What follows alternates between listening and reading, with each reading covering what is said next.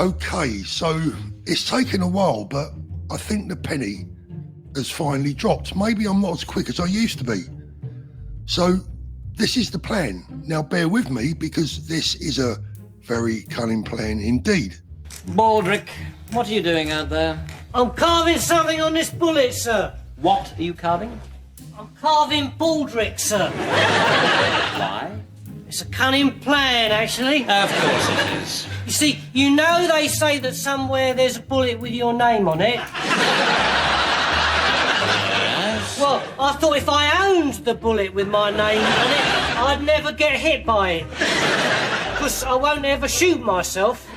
Yep, because even Baldrick's not stupid enough to shoot himself in the foot because he would know that by constantly attacking someone, by lying viciously about them on national radio, and constantly telling them that they're not welcome when they haven't even asked to come in the first place, well, he'd know that, if you don't mind me saying, that's a bit thick.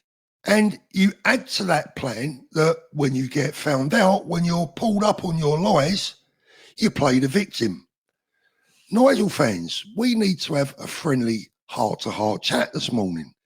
You see, victim blaming is a means of operation that should sound very familiar to all of us and is precisely the thing that we're supposed to be fighting against. And nobody but nobody has done more to keep their plight alive than Tommy Robinson, who has never asked nor wanted to be a part of Reform UK. I said it the other night. It's a bit like me going online this afternoon telling Kim Kardashian that I don't want to take her out on a date. Never mind the fact that she never asked for one and probably wouldn't want one in the first place. Now look, I don't want to be an apologist for anyone, and I hate banging on about this. But for those of you asking me to stop responding to lies about a man who has done more to protect our children than anyone else in the United Kingdom is wasting their breath.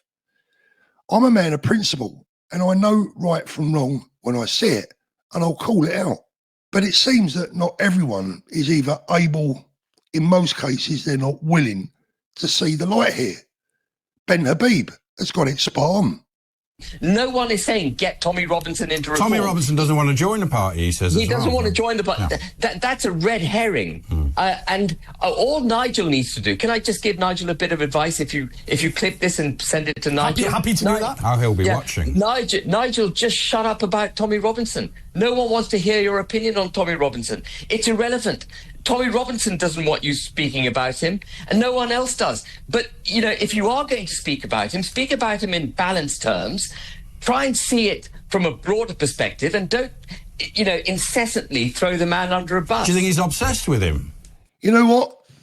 I think he is. And of course, this drew the Nigel sycophants out in force. Shut up, Bitter Ben. I've got a message for Bitter Ben. Had enough of your whining, go away. We've also got a message for Butthurt Ben. They just don't get it, do they? And still they won't listen.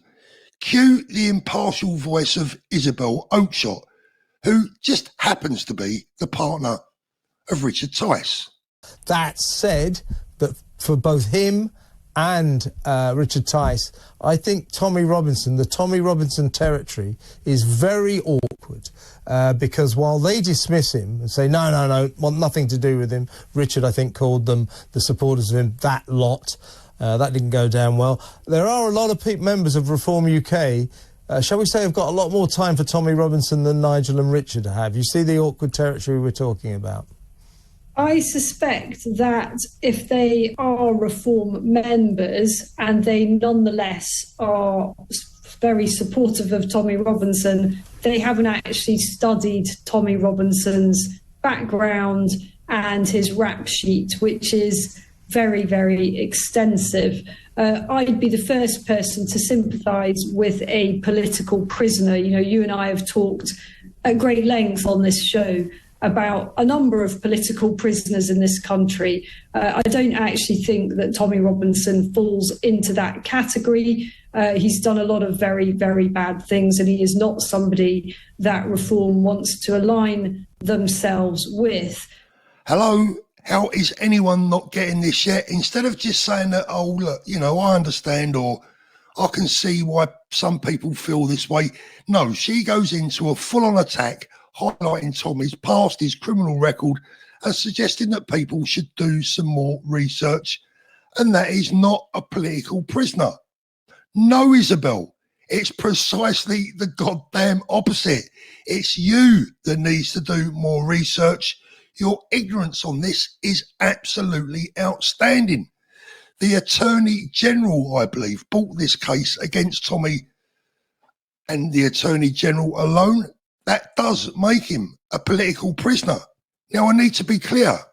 I will not stand for the deliberate character assassination or persecution of anyone. And if the boot was on the other foot, she should appreciate that we would stand up for them too. And so should everyone else. Nobody denies that Stephen Yaxley Lennon is politically toxic. And he'd be the first one to admit that. But he's only politically toxic because people like Nigel Farage, like Richard Tice and his missus, the very people that should be helping to uncover and unveil the truth, are instead helping to perpetuate the lies that make him toxic in the first place. And finally, let me be very, very clear on my position, because a lot of you guys have been telling me to shut up and go away because you want it all your own way and you don't like any opposition. You know, a bit like this Labour government. I can still support reform and the concept of it. And if there was a general election tomorrow, they would have my vote. I want to unite, not divide. And we can still support Reform the party, but it doesn't mean that we have to stand by and allow its leader to lie about us and for its deputy leader to describe all of us plebs as that lot. And I don't know anyone, and I mean anyone, that has it in for Nigel, Richard, or for Reform, least of all myself. You see, I want a Reform party to be more than just the best of a bad punch. I want Reform UK to be a genuine party that genuinely stands by the people, all of us. And so should you. After all, aren't we all sick of politicians that don't listen to the people? You tell me, honestly, which part of any of this have I got it wrong?